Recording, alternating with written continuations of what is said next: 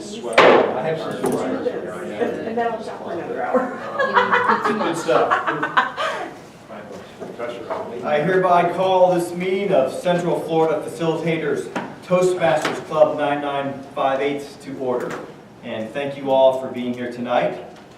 If you could take a moment with your phones, if you could turn them off or put them in silent mode so that we don't disturb someone else while they're speaking, greatly appreciate that. For our guests, the restrooms are out the hallway. Then you'll take your first left until you come to the first hallway. You'll see an elevator there. You take a left in that hallway, and it's all the way down on your right side.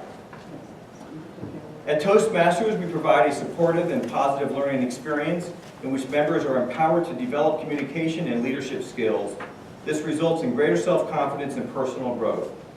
Now, through this mission, each Toastmaster gains a clear understanding of the club's purpose, and the organization as a whole benefits from the shared set of values and goals. Tonight, I have the privilege to be your thought and pledge leader, so I'd like to transition into that role. As we move forward into 2015, with our New Year resolutions a full week old, some of you, after a week, may be thinking that your accomplishments or your goals or your resolutions may be too much. Perhaps in the haze of celebration and champagne, you're thinking, I might have bitten off more than I can chew. I'm here to tell you to keep your resolve and to encourage you with these words from Mahatma Gandhi. If I have the belief that I can do it, I will surely acquire the capacity to do it, even if at first I might not have it at the beginning. Please stand and join me for the Pledge of Allegiance. I pledge allegiance to the flag of the United States of America and to the republic for which it stands, one nation, under God, indivisible, with liberty and justice for all. Thank you. Now I take significant, great, tremendous pleasure in welcoming our president, Charlie Bondelaire.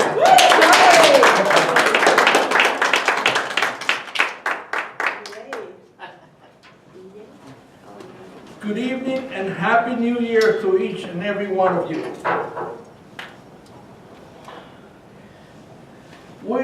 Three reasons why we are one of the greatest facilitators clubs in Central Florida. We are sponsored by the Central Florida chapter of the American Society of Training and Development, the premier organization for professional facilitators. A good facilitator needs to be a strong communicator and an effective leader. And Toastmasters is all about communications and leadership. To facilitate means to make things easy and possible. And we want to make things easy and possible for you tonight. Before we start a regular meeting, I notice we have 3 guests tonight, which we're very proud to have them first week that we're back in 2015. Would you please each take 30 seconds to tell us how you learned about us and what you're interested in learning? And we'll start with Richard Sapp.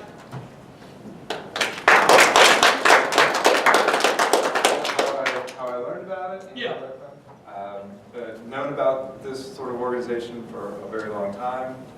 As I was mentioning earlier, I put it off and finally decided to join. And I'm just hoping to learn better leadership skills. You can hear sometimes my voice starts doing this when I speak publicly, and I want to overcome this and get better. So, Thank you. We'll hear from Mr. Alan Rock, please. Thank you very much. I have been a Toastmaster in the past. About 20 years ago, I was in the same group that Tim was in, the Maitland group, and because of business conflicts with time, I had to drop out. And finally, my time is now available so I can come back into the fold. I always enjoyed being in Toastmasters, always had a good time with the people, had fun, hearing the speeches, getting to know the folks, getting to know what they're thinking and what they're doing.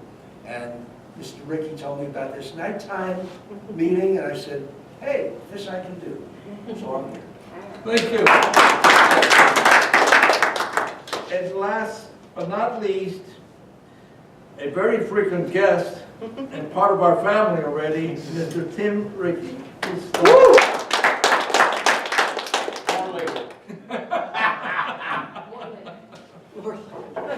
Thank you. What'd you say? More later. As a prerequisite, I would like to remind all the officers that are here that on the 10th, this coming Saturday, we have the officers training. And I know that you can't make it this time, but we'll arrange somewhere where you can make up for it. And then you can't make it either this right now. Good. We'll get together, maybe both of you can go together at the same time for the next one. Also, I want to take a minute here and let you know that I'm privileged and honored to be your president for the next 6 months. And I'm not here to try to reinvent the wheel. What I wanted to do is, which I've spoken also with Toni about this already, and we're going to settle it on the planning meeting that we're going to have next Wednesday, is basically 3 basic Toastmaster fundamentals. One, which would be obviously the number 1 need for every club, is to get new members. We certainly started in a great mode today with 3 guests.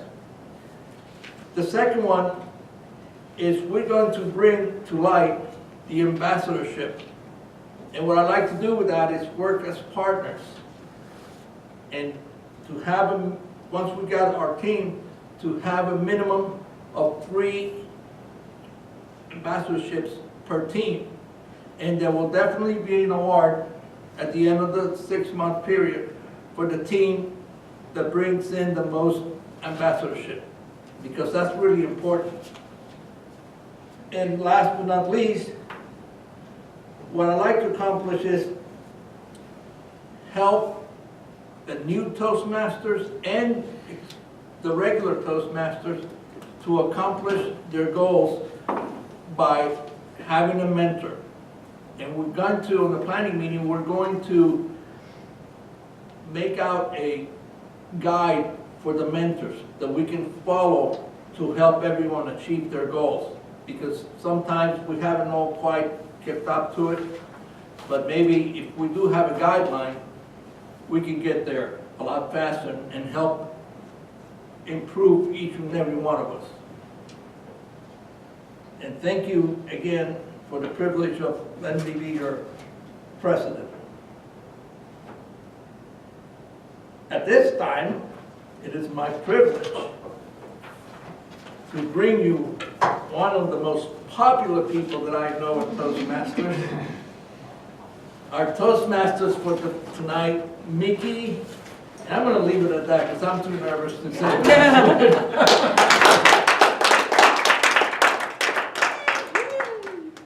Thank you, Mr. Brand New President. Thank you, babe. Gosh, it's so good to see you again. Happy New Year. Happy New Year. I hope you had wonderful holidays and you didn't gain too much weight. I did, I know I did. I visited some friends and the lady is such a good cook that I couldn't help myself. So 15 pounds later, here I am with New Year's resolutions for our theme tonight. There are a few changes in the agenda, but before we talk about the agenda, I would like to tell you that you know that as your Vice President of Education, I am very dedicated and very committed to help you learn a lot and to help you improve your skills. And even if it's not Toastmasters related, anything that I learn new, I like to share with you. Usually on the back of the agenda, I put a description of the project for the night's speakers. But tonight, I decided to make it more fun. And if you read during the meeting, if you're going to read what's there, you'll understand that I'm not such an adept of New Year's resolution because I cannot ever make it more than 1 week at the beginning of the year. So let's make it fun instead of make it serious. I'll have the evaluators read the project description for the speakers when their turn comes. That's why I didn't put the description in the agenda. We have a few changes for tonight. Lynn Ayers is going to do both a vote counter and a counter. Julian is here, good, we are good. Gail is coming. If not, hopefully she will make it. She's on the way, she texted me, she's on her way here. Okay, if not, we have Sarah as a backup for Grammarian, but hopefully in a few minutes she'll be here. And I don't know about the prepare speeches. We have 4 to 6 minutes for Tim and Stephen and 5 to 7 for Jonathan. Is that correct? I adjusted it with James, 6 to 8. 6 to 8, okay. 5 to 7 for me, please. 5 to 7. Okay. Now, for the benefit of our guests, let's hear the description of our functionary roles tonight. If Lynn would like to tell us about both her roles tonight.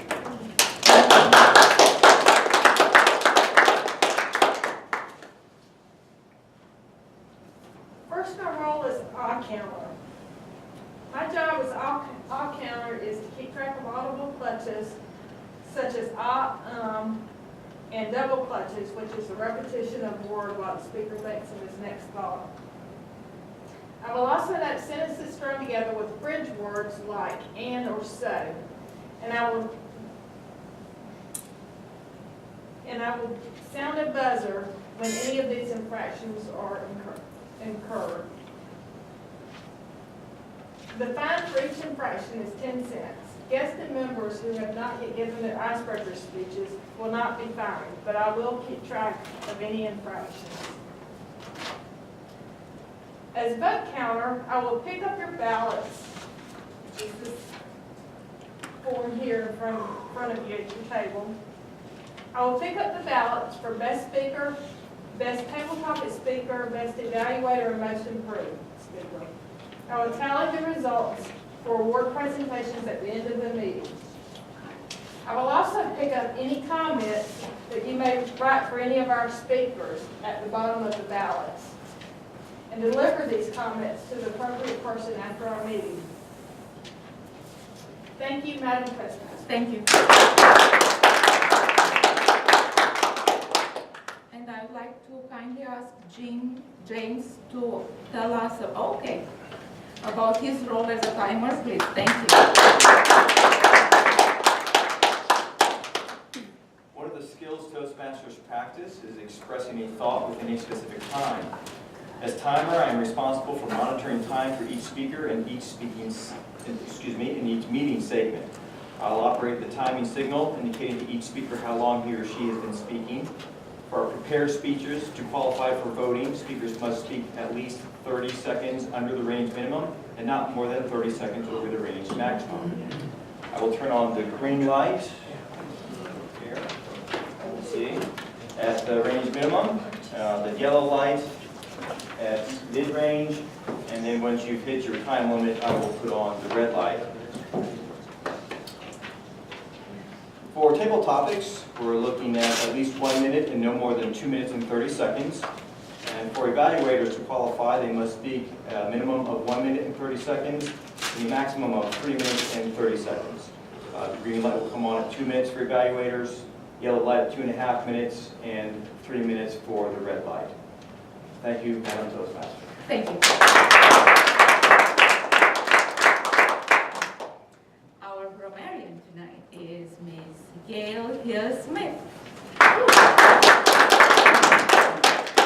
By the skin of her chinny chin chin. Yes, good evening and Happy New Year. The word of the evening that I have selected for everyone to attempt to use this evening is prodigious. And what does prodigious mean? It's an adjective, extraordinary or impressive. The prodigious decision to eat 3 servings of vegetables every day allowed him to lose 35 pounds. As your grammarian, I have 2 basic responsibilities. First, to provide the word of the day, which I am doing now, in order to allow my fellow Toastmasters and guests to use it. If you don't use it and you have an opportunity to speak, we will fine you 25 cents. Those who do use it, however, bribing you, I got some Christmas goodies. And this is not the best prodigious decision. It's not going to allow you to learn the things at 35 pounds, but it might be a good health incentive. Thank you, Madam Toastmaster. Thank you.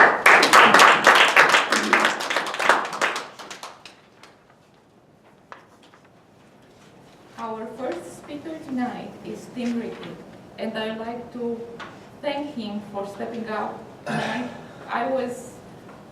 I lost 2 speakers at a certain point this week, and I really didn't know if we're going to change the format of the meeting or not, but Tim volunteered to speak, and I thank you so much. And good news, he's finally joining our club. Yeah!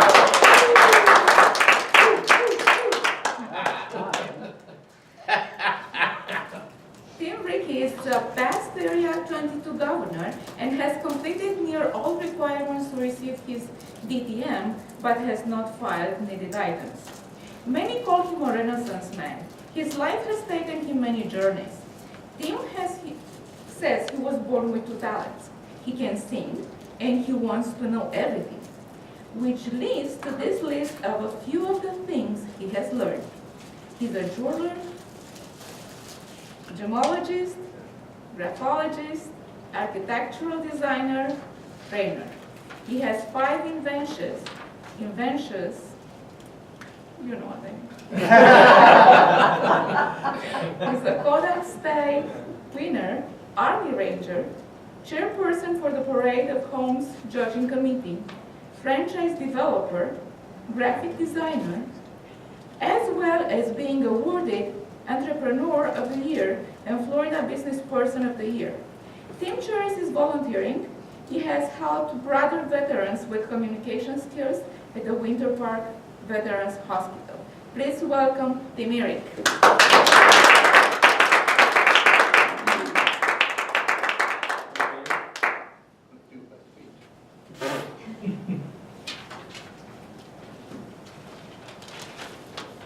There we go.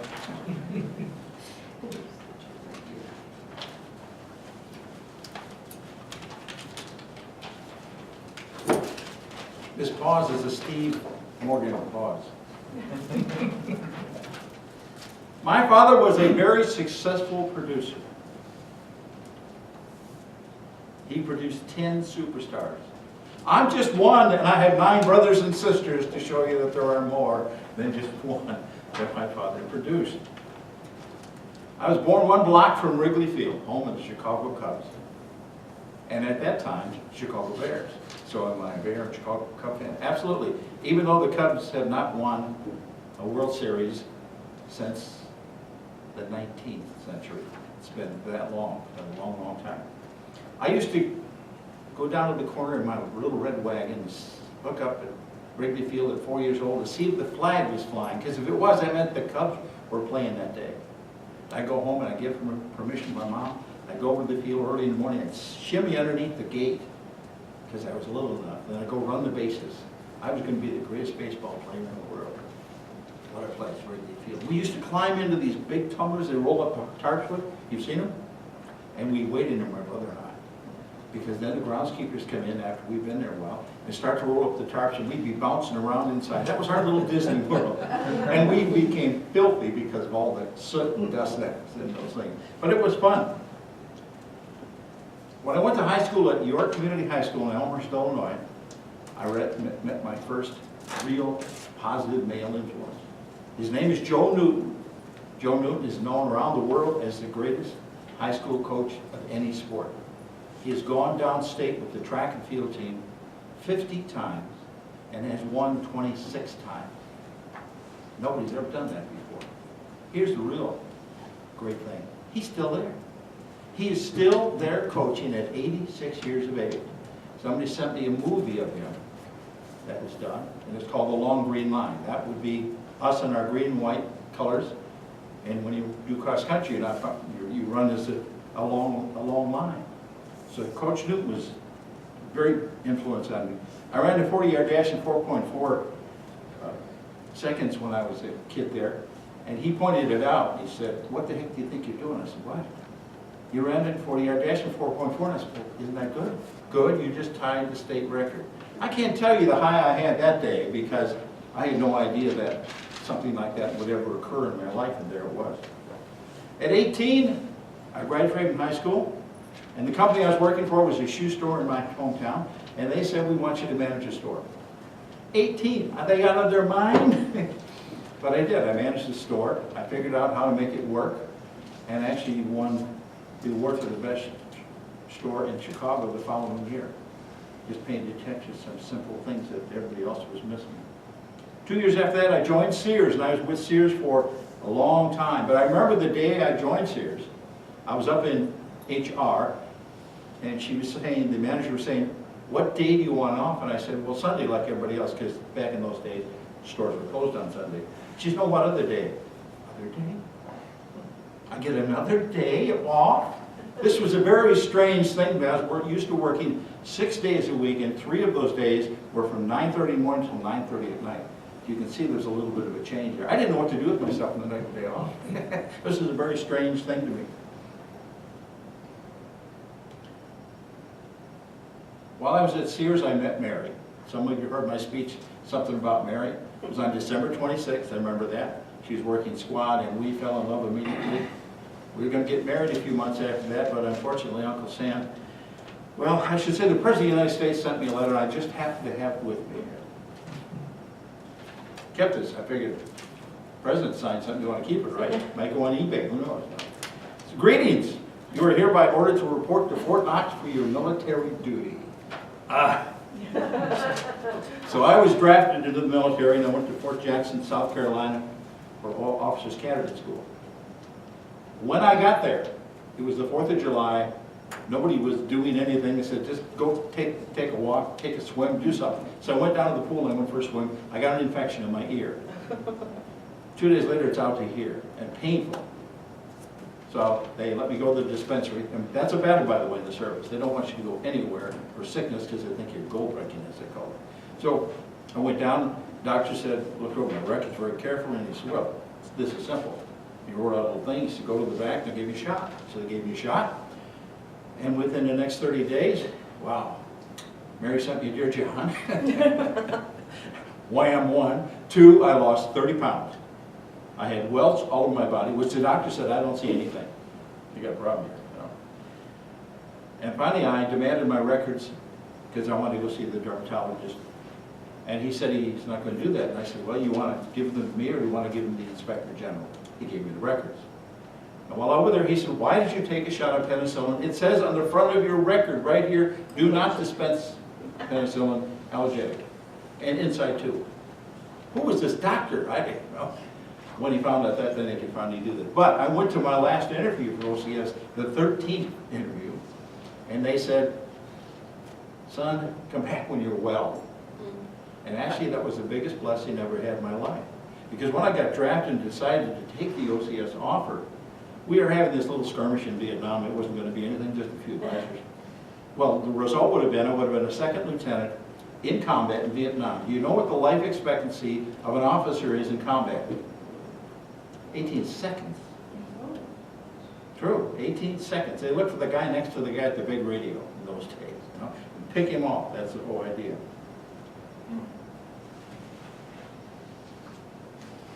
When I did get out a couple years later, I married Joni and moved to Green Bay, Wisconsin, working for Sears. and I was a division manager. I was very successful at it, and then I left Sears a few years later. But before I left, I played Winnie the Pooh. I had the big costume. And this is the beginning of doing these things. So I played Winnie the Pooh, the Easter Bunny, Santa, Snoopy, Elvis, because my mom said she wanted me to have character, and I misunderstood. A few years after that, actually, I went through a divorce from Joni, and I started Tidy Maid. And when I first started, I met Laurel. She was with me for 22 years. She passed away last year. And we built one heck of a business together. We started with $13.68, and it did millions. Wow, what a team we were. So it's been a journey for me, and this is just the beginning as far as I'm concerned. My biggest dream is to start the Entrepreneur Club. I own the URL as it is, where they're going to meet every week and have a meal together, have manuals. Does this sound familiar? Toastmasters is the model. A nonprofit, very low cost, so we can teach people, because there's an 80% failure rate in the businesses over a 10-year period. But in order to do this, you need a team. So Michael Gerber and I have a quote together, and it goes like this. It takes a team to build a dream, but an entrepreneur to create one. Mr. Toastmaster.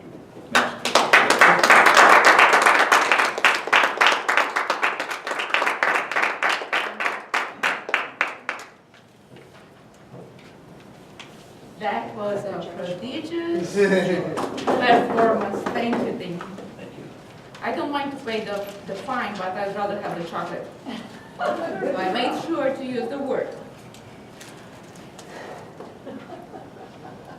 Now, our former president. A minute. Oh, yeah, thank you. If you would be so kind to write down comments for Tim's speech, that would be great. We have 1 minute.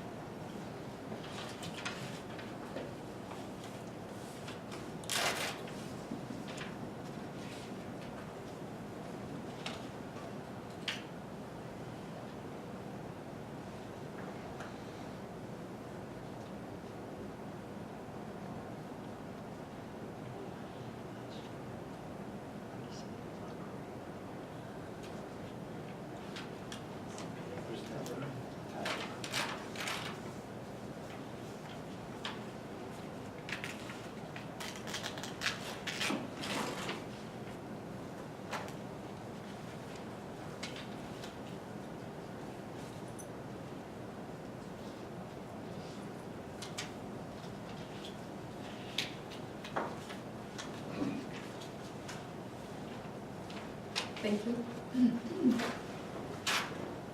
Our next speaker always did a great job with sending the introduction on time.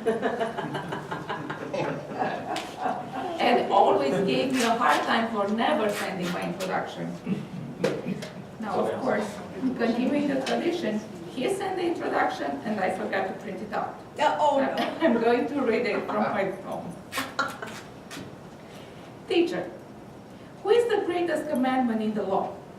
Jesus replied, love the Lord God with all your heart, all your soul, and with all your mind.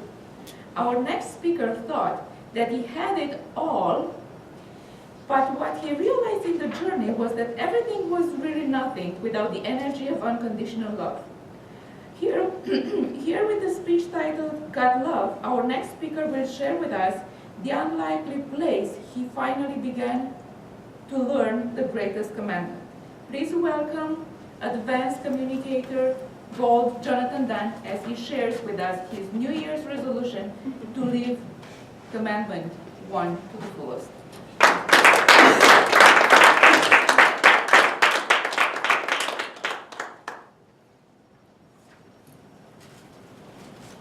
Have you ever had a stretch in your life where everything was just going perfect? Part of your life where you felt like the man Midas with the golden touch. From 2008 to 2012, I experienced a great deal of tragedy. And I really thought it had all been put behind me. 2012, I finally was leading a prodigious lifestyle. I had a ridiculous house on a nature preserve. I could sit out by my pool in the morning, sipping coffee, Charlie saw it, and watch deers frolic in the yard. I had my 2 children finally with me for an entire summer, not every other weekend. I had someone in the house that I thought was the love of my life. I thought I had everything. And I was finally going to ease my foot off of the gas pedal, lose my type A personality, and just cruise into a fantasy-like existence. My apple cart was perfectly balanced, right up until the moment my daughter and my son came running up to me. Dad, all we're missing in this house is a dog. I always had dogs my whole life. I kind of saw that apple cart start teetering. And the new floors in the house getting ruined. And my OCD going out of control. And having to put my foot back on the gas pedal. But they told me they were going to take the dog home with them at the end of the summer. And if that wasn't going to work out, the person I was with was going to take full care of the dog. And I would have nothing to do with it, except like a grandparent with their grandkids, where it was just the fun times. So we went and we picked up a dog at a rescue organization. And it turns out this little 5-pound Chihuahua that was one of the cutest things you've ever laid your eyes on, with a pink collar or a pink leash, had been abused by a man. Perhaps my height, perhaps looked like me. So I may have not wanted to have anything to do with the dog, but I certainly wasn't going to have anything to do with the dog, because every time I would go down to pet her, she'd roll over on her back, she would start shaking, and she would urinate on herself. And as I didn't want the floors of my house to be ruined, I just stayed away from the dog. But as fate would have it, when I learned I thought I had everything, I really didn't.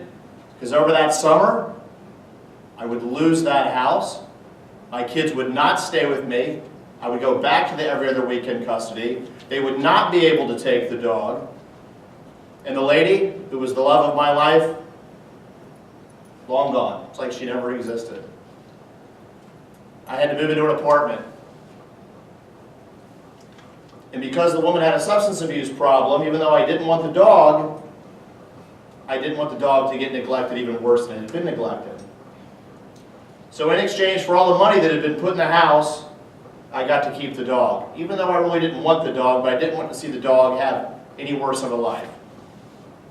And every morning, I'd wake up to go to work, and I had to take the dog to work because I worked 12-hour days. I'd go to pick her up, put her in her purse, that purse right there. She'd roll over on her back, she would pee, and my life suddenly had went a full 180 and was complete dog doo-doo.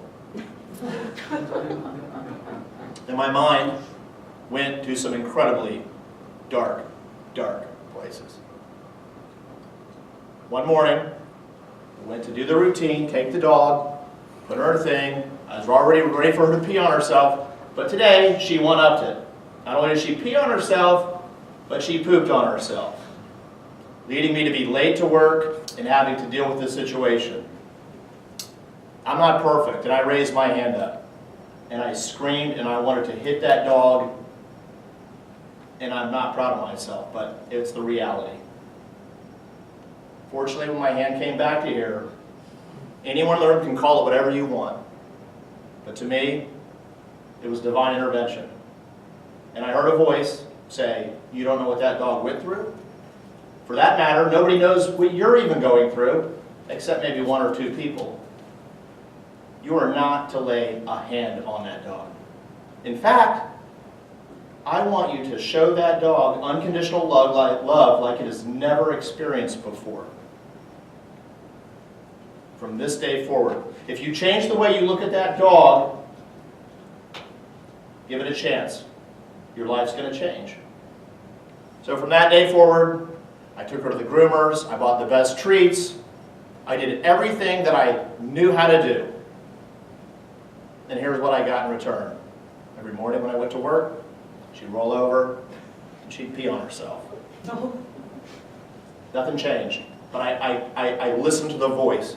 Because I know the rewarding things in life, they take time. 9/11 is my birthday. 9/11/2012 is my 40th birthday. My office is on the 2nd floor. I had the dog with me in tow, freshly bathed from her morning pee session, and I got up to the top of the stairs, absolutely overcome with grief. Absolutely overcome with grief. I was paralyzed. I literally walked inside my office and I fell on the ground. And I didn't think I was getting up. You've all had those cries where you're just weeping uncontrollably. Well, that was me. The person standing up here in front of you, weeping uncontrollably. On the ground, I finally weep into a direction where I'm looking basically like that.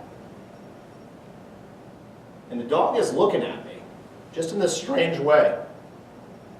And I get the divine intervention again. And I hear a voice saying, let her out of her purse. So I crawled over there, and it was like running a marathon. And I unzipped her purse. And fellow Toastmasters, guess, here's what I found that morning. It can be the darkest places of your life. We all pretty much want to transform our lives. And what I believe, what I found, unequivocally, delivered to me from God through this tiny little creature, was that if you really want to transform your life, and this is what I found.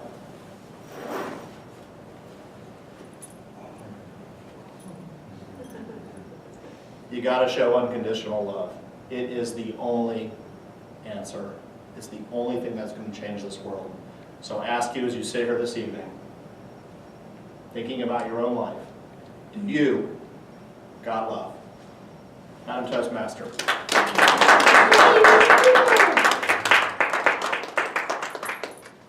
Can you please bring her every week? It was just, I didn't even mean to do it tonight. No, it doesn't seem that way. Break up the puppy dogs. Thank you, Jonathan. Your speeches are very impressive every time. Now, Mr. Timer, may we have a minute for comments for Jonathan's speech? Thank you.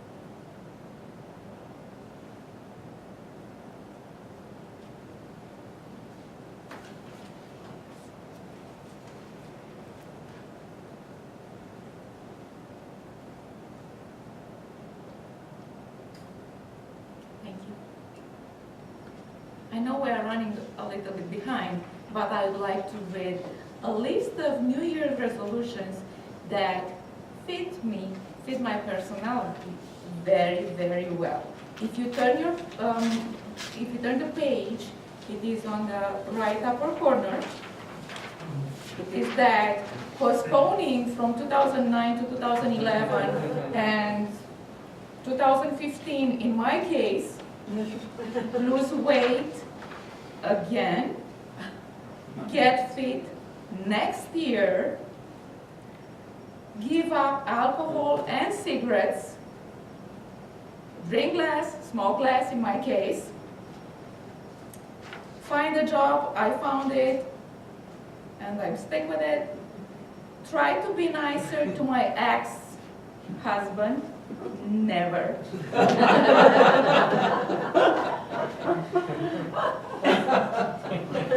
Sort of junk in shed, in my life, better said. Now, our next speaker, and I have a favor to ask. Please be very kind with him. Don't be critical at all. He's a brand new Toastmaster. He's very shy. It is his icebreaker, and I totally understand him because I used to be very shy and I used to cry, and I'm afraid he's going to do the same. Just because he has no experience whatsoever with giving speeches. Now, Stephen, just for the benefit of our members, because we all know, for how many members, how many years have you been a member? 16. 16. And how many times a president, a club president? 7 or 8 times. And are you still the president of Lake Mary? No, I'm vice president of education. Education. And he was the president of this club several times, and vice president of public relations and membership, and so on. So he's a brave one, and he's very good with giving speeches. Please help me welcome Stephen Morgan with his icebreaker, Not the Way It's Supposed to Be.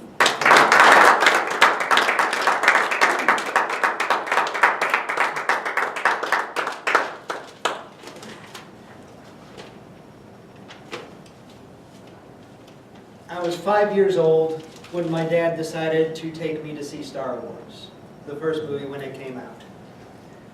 I didn't comprehend what was going on per se at that age, but over the next couple movies I learned something. I learned that if you believe you have a destiny and you keep that belief, you will achieve your destiny. That's the way it's supposed to be. Madam Toastmaster, fellow Toastmasters, and guests, you know the way things are supposed to be? You learn them, I learned them, I caught that from the movies. I enjoyed learning them from the cartoons I would watch, particularly the superheroes. Always enjoyed the superheroes. Wanted to be Green Lantern, you know why? Because anything he imagined would just appear. And boy, did I have an imagination. I'd love it to be that way. But they also had the respect, they always did the right thing, and they always got the good results. That's the way it was supposed to be. Didn't quite work out that way later, as you've heard from some of my speeches. Whether it would be my 5th grade teacher shoving me across the room. That wasn't supposed to happen. Or perhaps later when I had decided to run for UF Student Senate when I was at Florida. And I actually got in there, and so much cronyism, crazy politics going on. I was doing all I could just to say, do the right thing, and of course, it wouldn't happen. And when the opportunity came that next year, I could have done even more, but the people I needed the help from, the friends that had helped in there, decided to go another direction. Well, I can only do so much by myself, apparently. But that's not what I thought it was supposed to be. When I watched Star Trek, I learned from the original series, Next Generation, even off into Deep Space Nine, that if you're smart, if you're dedicated, if you have a cohesive team, people you can trust, you can overcome all these obstacles. And things do eventually work out in the end. Not necessarily the way you thought. Apparently that's not the way it's supposed to be. So I learned when Voyager came out, where the characters were completely inconsistent, different from episode to episode. I could never understand what they were doing. And the end results was sometimes they would make great efforts to jump forward.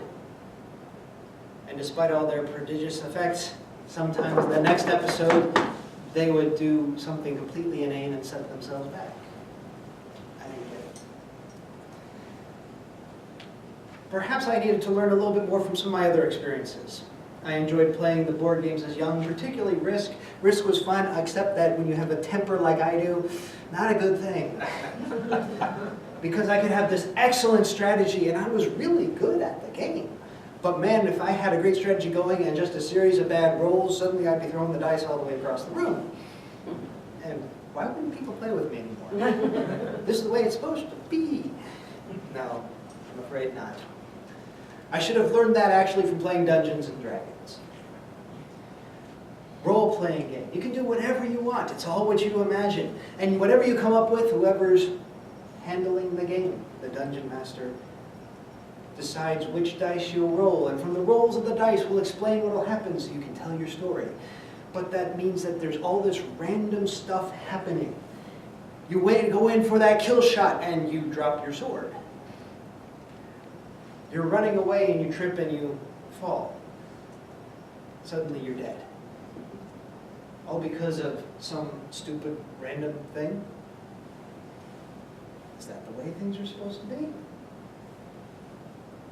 When the next trilogy of Star Wars came out, which I know many people go, oh, it was so much worse. I don't think of it the same way. Now granted, this was 25 years later. I was 25 years older. Well, George Lucas was also 25 years older. And the story itself is for someone who was 25 years older.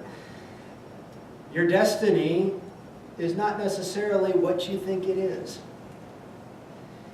And in the end, if the good people are too trusting and too stupid, evil's going to win. That's the lesson. Apparently, that's the way it's supposed to be.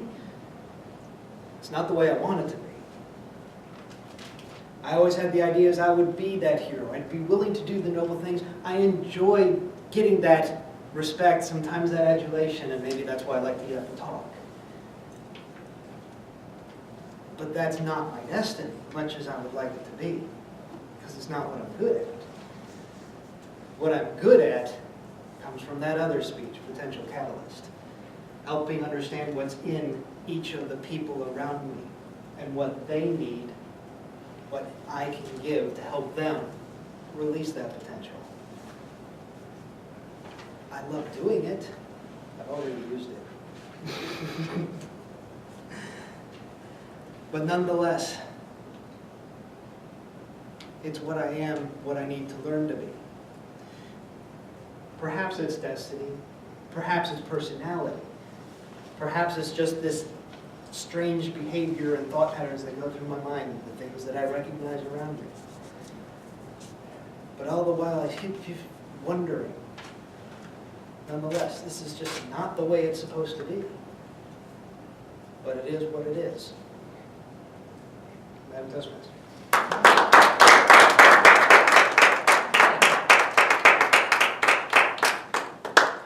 Yeah, as said, please be gentle. May we have a minute? Thank you.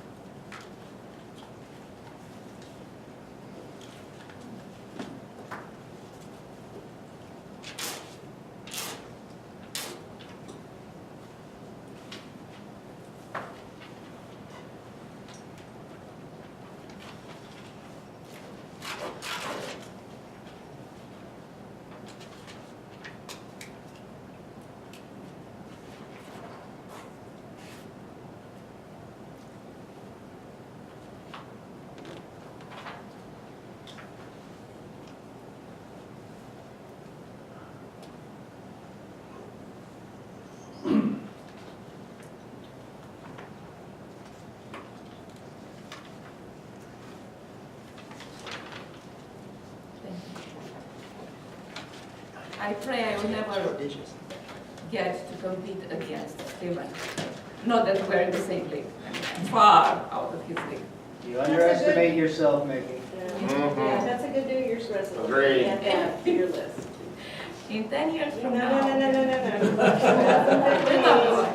She meant that she didn't want to make you look bad. That's what she meant. You took it the wrong way. Now, Mr. Timer, may we have a timer's report, please?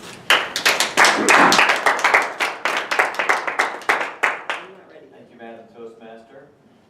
For our first speaker, Tim Rickey, his required time was 5 to 7 minutes. As prodigious as the speech was, he went a little over at 7:54, so he did not qualify. The good Mr. Dunn, his required time was 6 to 8 minutes. The actual time was 8 minutes, 5 seconds. He did qualify. And Stephen Morgan, required time 4 to 6. His actual time was 6 minutes and 16 seconds. He also qualified. Thank you. So we have two speakers that qualify, Stephen and Jonathan. Please vote for the best speaker.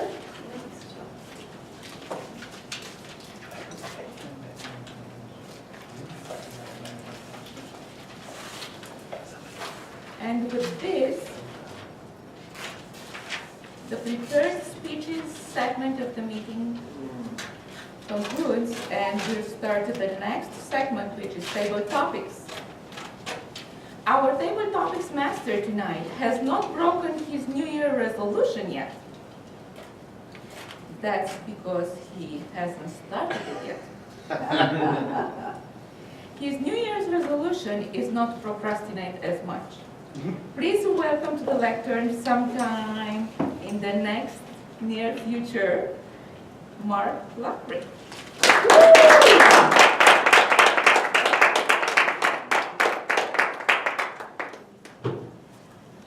Happy New Year, everyone. Happy New Year. For the benefit of our guests tonight, Table Topics is the section of our meeting intended to help members develop their ability to organize their thoughts quickly and respond to an impromptu question or topic, perhaps even in a prodigious manner. And it is no coincidence that my name is the only name on the agenda in bold. I didn't have my glasses on, Mickey, when I read the back, and I have to be honest, at first when I read it, I thought number 4 was find an ex-wife. I did that a couple times. Okay, tonight's theme is New Year's, but I have more than just New Year's questions because I thought that would be kind of boring to just ask everybody what their New Year's resolution was. So this is still the holiday theme. And I'll give Alan and Richard, if you want to participate, that's fine. If you don't, that's fine as well. I'll call on you, and if you choose not to participate, just let me know. So our first question, do you have a bad habit that you'd like to stop doing, Miss Sarah?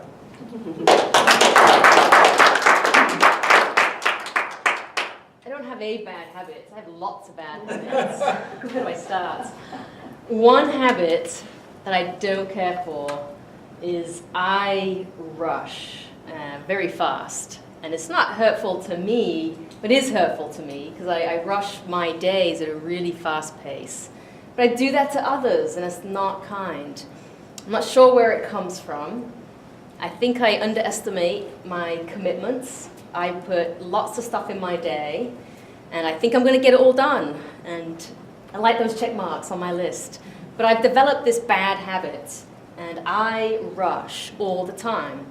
And I noticed it most over the holidays because I had 2 weeks off work, no traveling, nothing on my agenda, and I had in my head this bliss of I can slow down, I can look at ways to not be so impatient and start fresh in the new year. And all I found myself was I was rushing when I didn't need to rush. I'd say, come on kids, get in the car now, Dominic, Hannah. And I'm yelling, and I'm just like you're running them to school and you're getting to work. We're going to the playground, and there was no one we were meeting. There was no reason to have to bolt, rush them in the car. I was doing the same thing, getting dinner ready, bathing them, any activities that I chose to do. So that comes out at a time that I think was not very stressful. So there's a big problem and a very bad habit. So my New Year's resolution, it has to do with a bad habit. It is to find ways to slow down, maybe do less, but I just have to not rush. Thank you.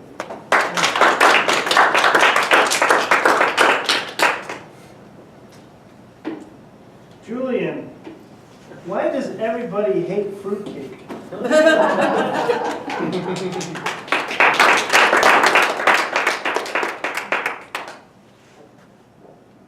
Mr. Table Topics Master, I have no idea why everybody hates fruitcake, but I have to just tell you that as a New Year's resolutions, I've got 2 bad habits that I have decided to change. Now, I picked up this bad habit after I turned 50, because really, once you're 50, you've been married, you've got kids, you just don't care.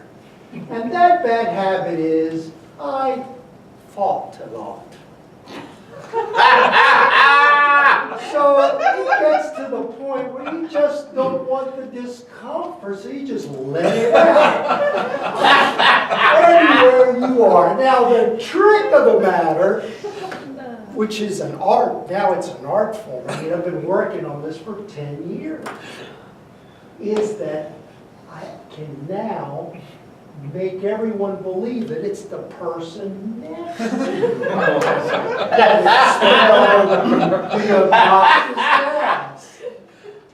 And Gail, the reason I can't have 3 helpings of vegetables, because if you think I'm bad now, it would be unbearable if I had all my veggies. Now, unfortunately, now I am 60 years old, and I have developed another bad habit, which now I just burp. My wife is going to disown me. Mr. Table Topics Master. 7 days into the new year. The first meeting and we're already in the crapper.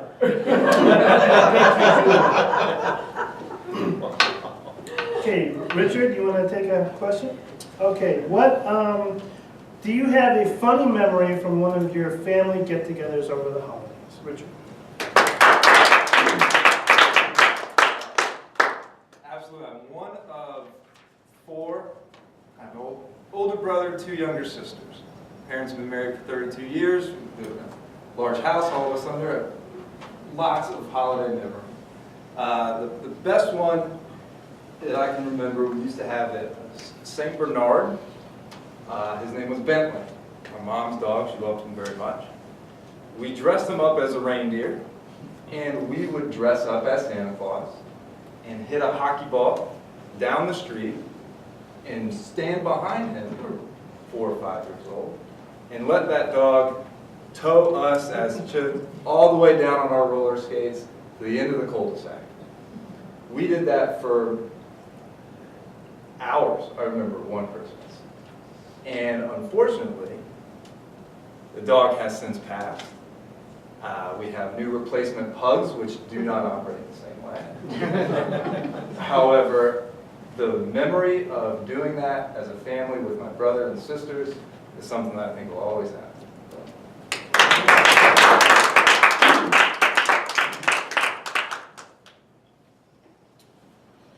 What is the cheapest gift you have ever bought? Alan, would you like to take this one? Thank you, Mr. Table Topics Master. First of all, it's nice to be here at this prestigious meeting. I really appreciate you having me here. You got to understand, I don't buy gifts because if I buy a gift for Tim, then I got to buy one for Sarah. If I buy one for Sarah, I got to buy one for Richard. Well, I don't want you to be angry at me. I don't want anybody to be angry at me, so I don't give anybody anything. I used to send Christmas cards, but now they're the gifts. Have you seen the price of Christmas cards? Yeah. They are just as expensive as a gift. So I don't give any gifts to anybody. That way people call me cheap. And I say yes, but my savings account is not diminished. I still have a couple of bucks still in the bank. So the cheapest gift I think I would like to give is really the best gift that you can give in the world. And that's love to everybody, to what the whole spirit of the holiday is all about. Thank you.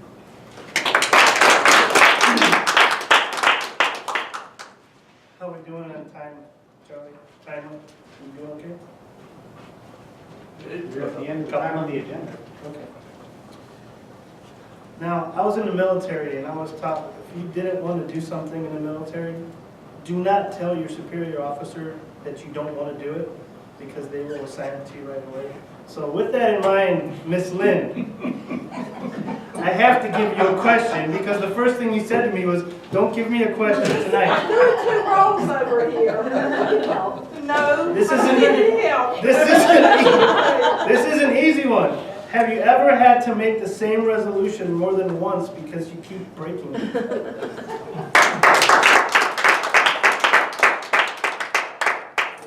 Thank you, Mr. Tabletop Master. Every year I say to myself, I'm going to lose weight.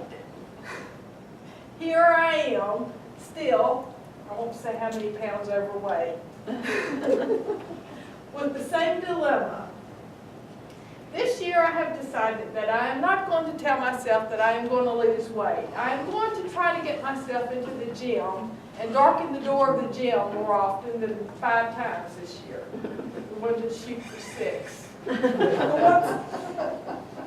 Once a month through June, until June. But seriously, I have tried to make a commitment to go to the gym more regularly. And I have decided to go in the morning before work. That way I cannot use the excuse that since I have to work overtime, which is usually the case, I cannot go to the gym. So I've decided that if I go in the morning before work, I've gotten it out of the way. And that has worked well so far. Until something comes up that has to be done in the morning. But hopefully that will not happen.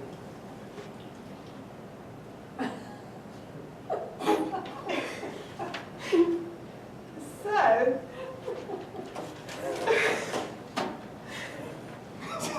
that was a prodigious question that you asked me. And I'm sorry I didn't do a prodigious answering your question. However, I've gone over the 1 minute mark, so I need to sit down. Thank you. Can we please get a timer, record timer for the... You certainly Mr. Tabletop's Master. Sarah's bad habit of rushing took a minute and 40 seconds. She did qualify. Oh, Julian, God help us all. Fruitcake to farts. He spent a minute and 46 seconds and he did qualify. Oh, Richard's funny memory was at a minute and 5 seconds. He also qualified. Alan, your cheap gift didn't quite get you enough time because you're at 51 seconds. And Lynn, you darkened the door of the gym at a minute and 54 seconds. You also qualified. Mr. Tabletop. So vote for the best tabletop speaker, and Lynn will come around and get your votes. At this point, that concludes table topics, and I will relinquish control to our general evaluator, Mr. Charlie Bumblebee.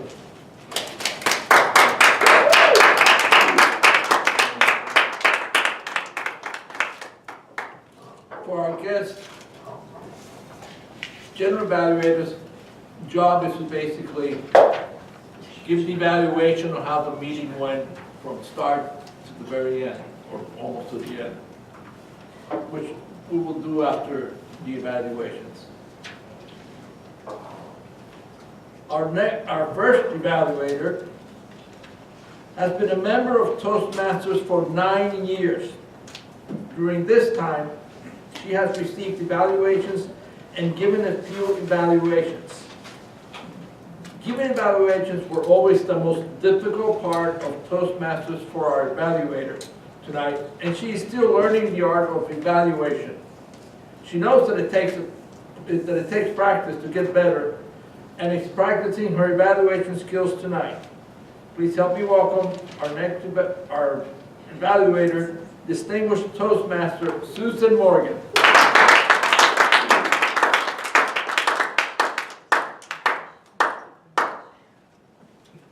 Good evening, fellow Toastmasters and our honored guests, and especially Tim. I was really excited when I got to hear that I would be evaluating your icebreaker speech. Imagine my surprise. You did a really great job setting up for an icebreaker speech with your intro. I really enjoyed the way that you wrote that and how well it went.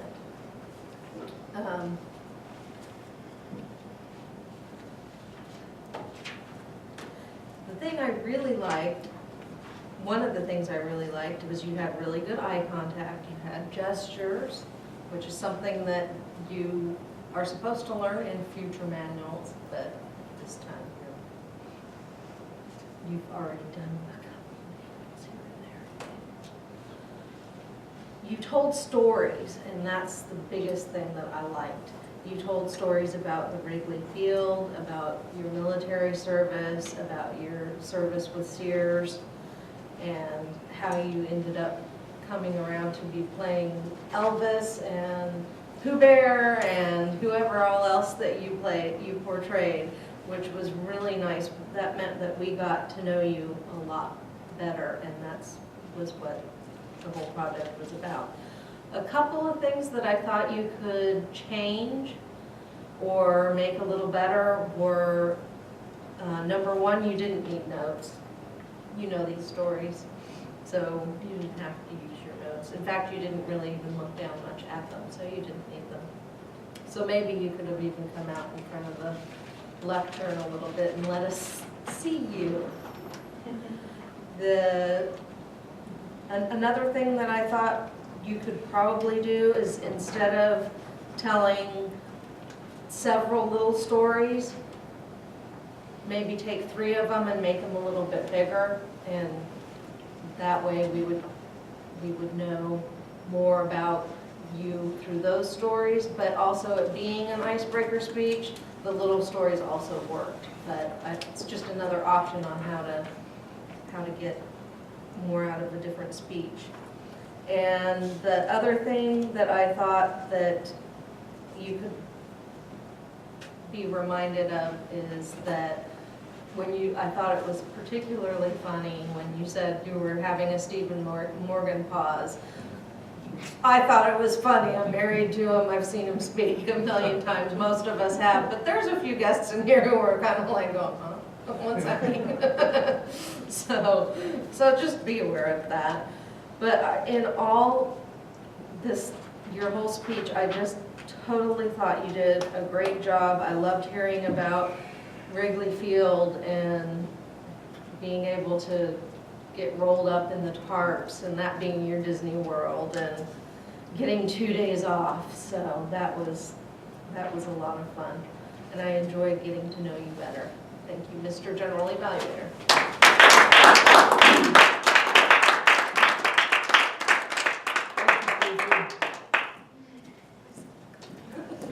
Oh boy, our next evaluator, Julian Cotto's New Year's resolution is to promote the Dr. Atkins evaluation diet. No sandwich, to throw away the bread and just dwell on the meat. Nothing but the meat, my friend. Tonight, he hopes to make a minced meat evaluation. Nothing feels better than to take out one's frustration on an unsuspecting Toastmaster speech.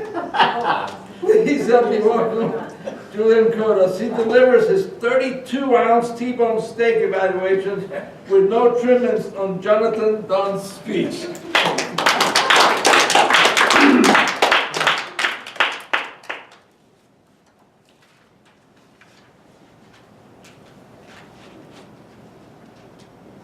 Jonathan's speech was about body language, got love. What I loved most about his speech was the beautiful personal story that he told us. And he delivered it very well, and it was very well organized. He took us through the whole chain of events in this personal story of not only of great triumph, but also of great tragedy. He opened the speech with a classic technique, which is a rhetorical question. Have you ever had a stretch in your life? And it gets us thinking. It brings us into that story. He brought the story alive. He had great hand gestures, had good eye contact, and had somewhat good vocal variety. But Jonathan, where was the energy? Where was the emotion? There were times where you could have brought in emotion. You got to act a little bit. You know, like, oh, she was the love of my life.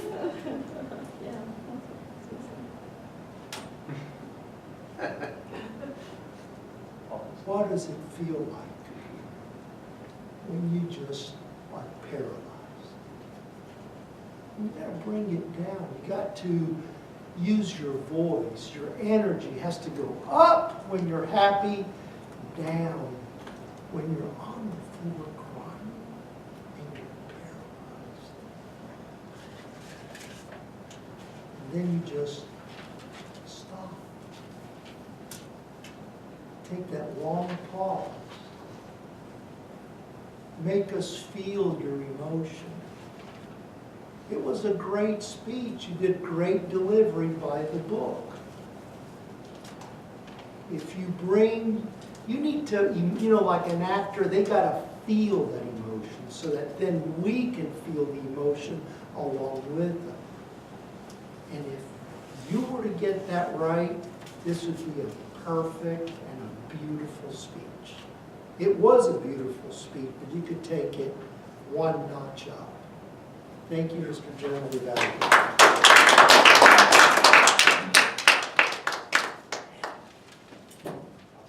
Thank you, Julian.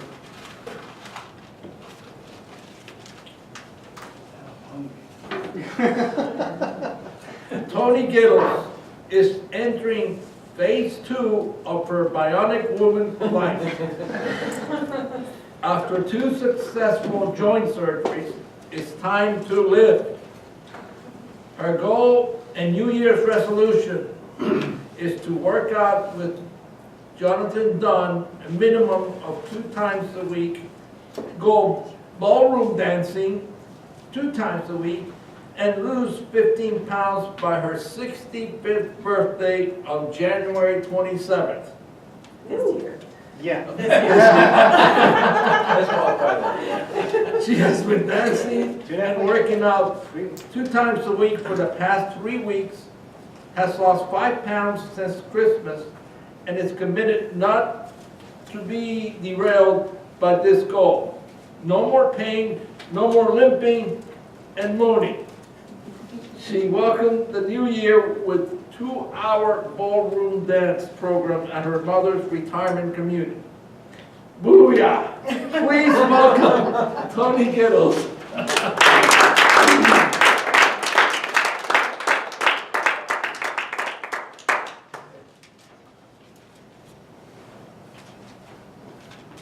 On occasion, when we come to a Toastmasters meeting, our participation at the meeting doesn't always turn out the way it's supposed to.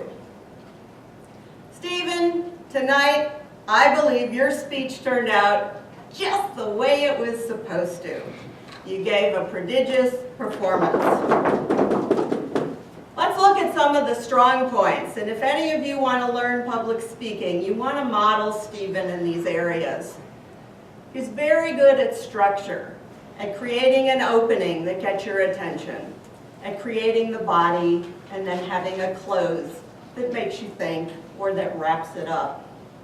He's connected with his audience. He didn't use notes. He really looked around at everyone in the room. He didn't stop and just talk to one person or one group of people at a table. He was connected not only by his eyes, but by his gestures and by the language that he used, because we could relate to movies and games. So he created an initial connection to us immediately.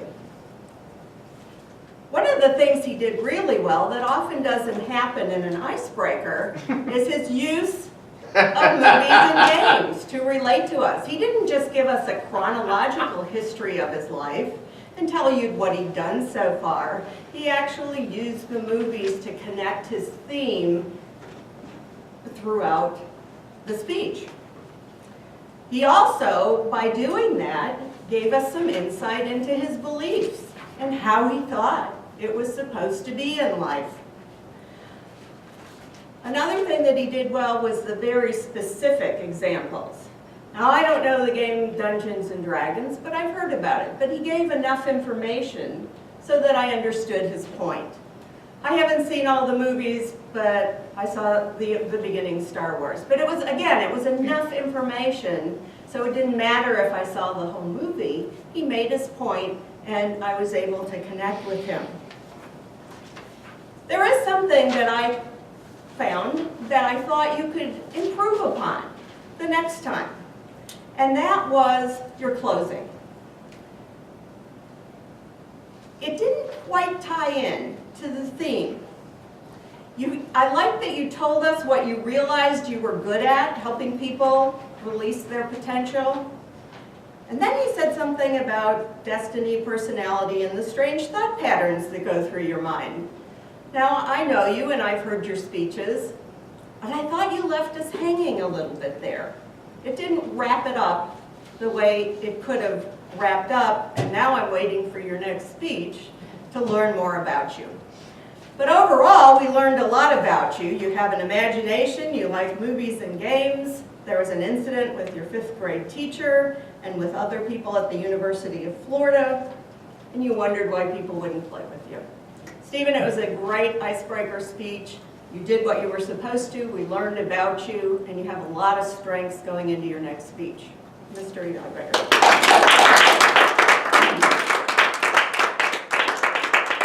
Thank you, Toni. Will you please have the timer's report?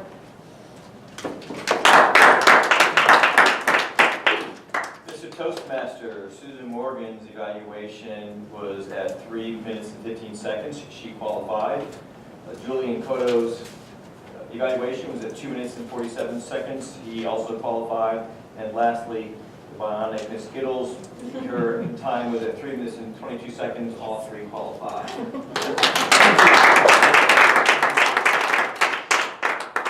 Can we have the off-counters report, please?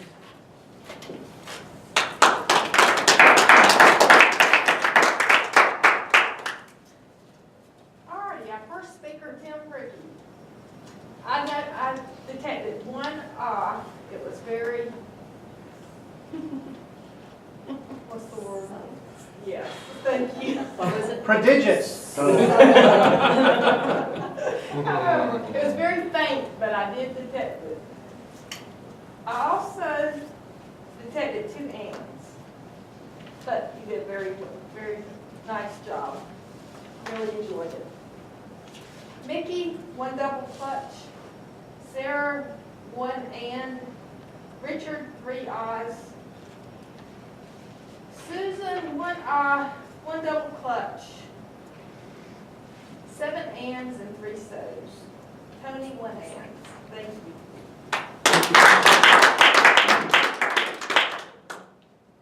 We now have the grammarian report, please.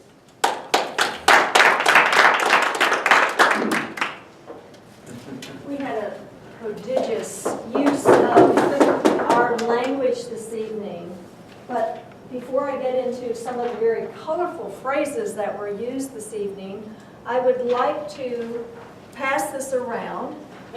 We had an almost 100% use of the word that I detected. So please pass this around, particularly to Nikki, because she did not want to use the word prodigious, she just wanted the chocolate. So those who I found using the word were James and Lynn and John and Nikki and Stephen and Charlie and Toni and Mark and our guest Alan. Woohoo! Very impressive. The colorful use of our language this evening, I won't go through all of it, we don't have time, but you have to commend a few of our speakers this evening. Lynn, for the, not compare and contrast, maybe the negating of, that was a prodigious question referring to your table topics, and a not so prodigious response. Clever. Mickey, please be gentle, and I've mentioned that you really didn't want to say prodigious, you just wanted the chocolate. Cute way to get in the word of the day. Charlie wanted to bring this to everyone's attention. Though he did not write this, he read it in the introduction, but I have to give him credit since he said it. That he will be delivering his 32-ounce evaluation with no trimmings on John's speech. I think that that was just a wonderful way to rephrase, regroup an introduction on what we are going to expect with a 32-ounce steak. So Julian, thank you for writing that. Charlie, thank you for reading it. I did detect a few misuses of our language. Tense. One of our speakers said, and the end results was, instead of the end results were. One of our speakers, I detected 3 incomplete sentences. Wanted to get so much out, he didn't complete his sentence. And in one instance, we had words that were shortened. Wanna, coulda, instead of want, could. My report. Thank you. Thank you.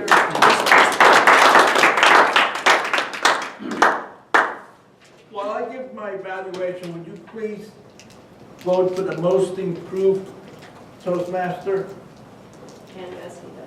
and best evaluator?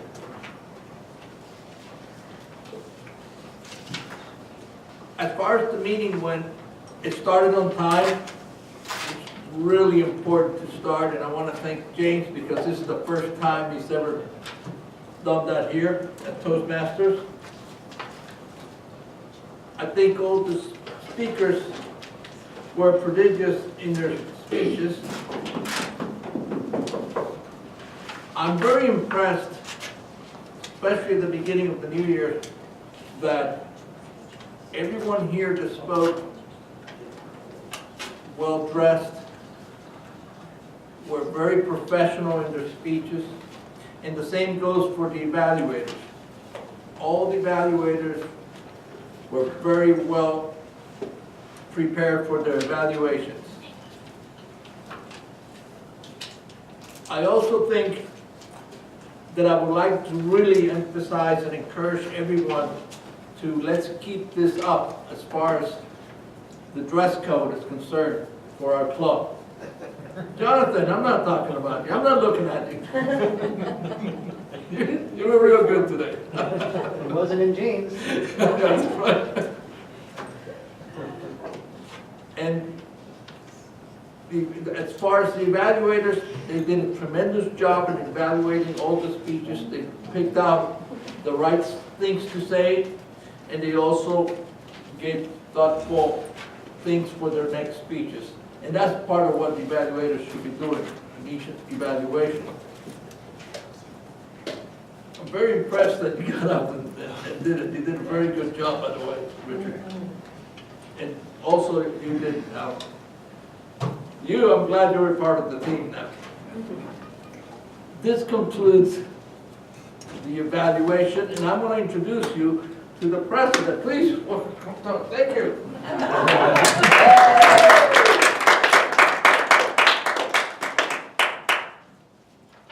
I'd like to bring one point real quick about past businesses, and that if anyone has receipts from the banquets, please let me know or bring them up to us so that we can pay you and start the new year right.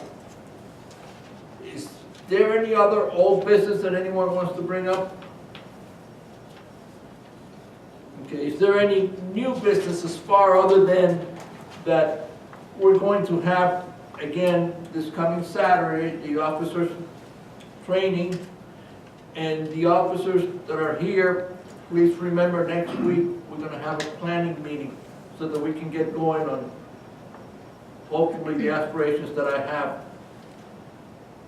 Is she done with the board? What date is your planning meeting? 14th? 14th, After next week, next Wednesday. next Wednesday. Oh, it's after this meeting? Well, after the meeting. You have the awards?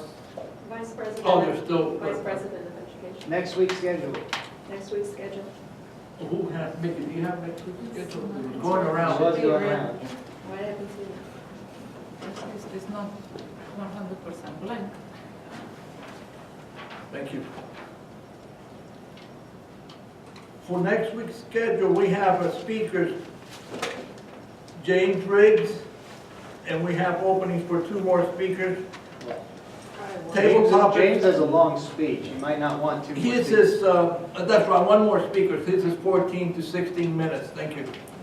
So we could squeeze in 1 more speaker. Susan? I'll stay. Oh, did you volunteer? No, I'm just kidding. I'm just because I. All right, Toni?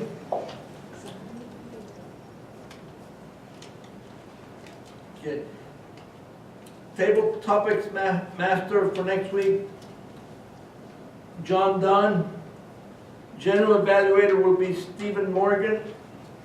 The evaluators will be Charlie Bombalier, Sarah, and we have room for 1 more evaluator. No, because you only have 2 speakers. I'm sorry, You have two 2 speakers. my rookie mistake. Okay, timer will be Lynn Ayers. Our counter will be Susan Morgan. Vote counter, Mickey. And Mark Lockery will be the backup. Is that correct? Be the For- Toastmaster. No, I think I had myself as unavailable. Oh, I'm sorry, it's unavailable. Sounds like you need a Toastmaster. Yes. We don't have a Toastmaster. Yes, thank you, yeah. I will try to Do it while you're fire here. traffic. I'm just thinking, should I or shouldn't I? Yeah, it's in 45 minutes. Gail, if you want to send me the agenda, I'll print it, we can at least Okay. get that out. Sure. So we basically have everything filled. Oh, we need a grammarian. If you want to, thanks. Okay. Yeah. You can make it up. At this time, would you like to give us, Richard, a 30-cent evaluation on what you thought about the meeting? Just $1. Sure. I'm not sure exactly what I was expecting, so I don't know if I got what I was expected, but I'm extremely excited. I think this is absolutely something that I need and I'm going to look forward to, so thank you all for being extremely welcoming and inviting, and I hopefully look forward to being a new member soon. Thank you very much.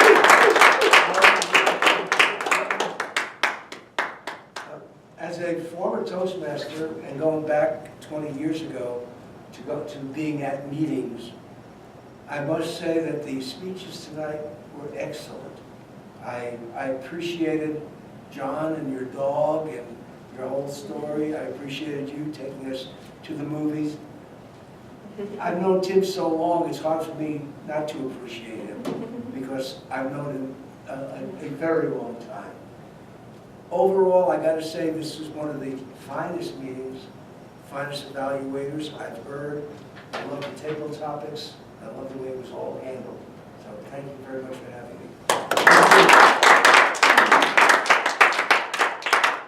Tim, this is your last chance as a guest to say a few words. From now on, you're one of us. You were, oh, wow. Let's get the membership up. Al, I don't know if you're going to make that decision, but I hope to have 2 more people here in the next couple of weeks. One is Carl's widow. Oh, Julie. Yeah. And yeah, many of you know who Carl Ryder is. It's his widow. She needs to take that step. So, and then there's a couple other people I'm talking to. So I recruited 2 people for Fort Myers yesterday when I was down there. Unfortunately, they can't make our meeting.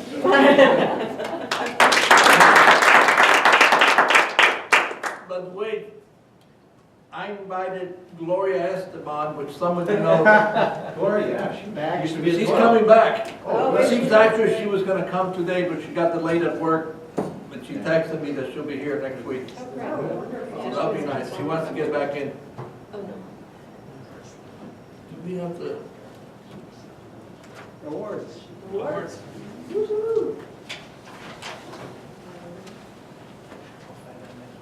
Thank you. Now it's time for the awards.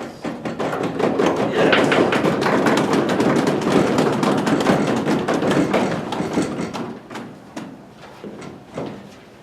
Oh, here it is.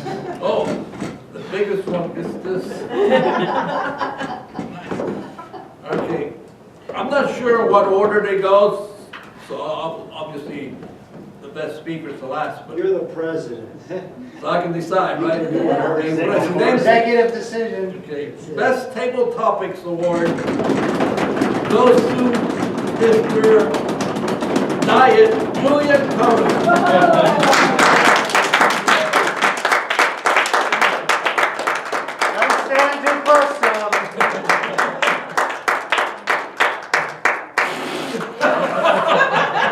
Excuse me. Oh, that was sincere. Oh, don't go, we don't sit down yet, Mr. Evaluator Award winner, Julian Toni.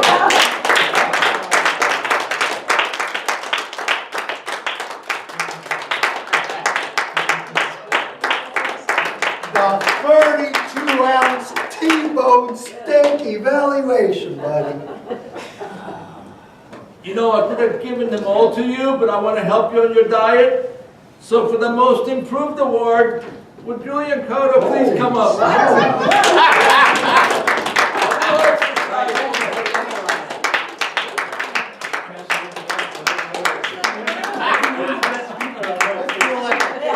Crown winner at the Kentucky Derby. The triple threat. Tim has it right. There's a card. You get awards.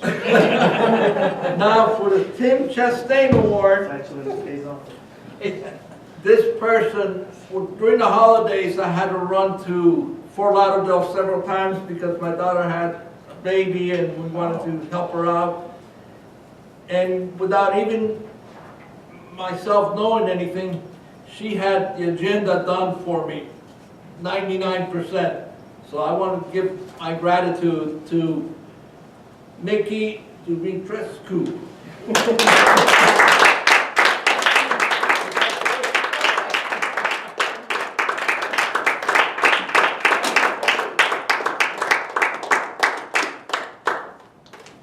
And for the Best Speaker Award for tonight goes to Chi-Chi. Oh no, Jonathan Dunn.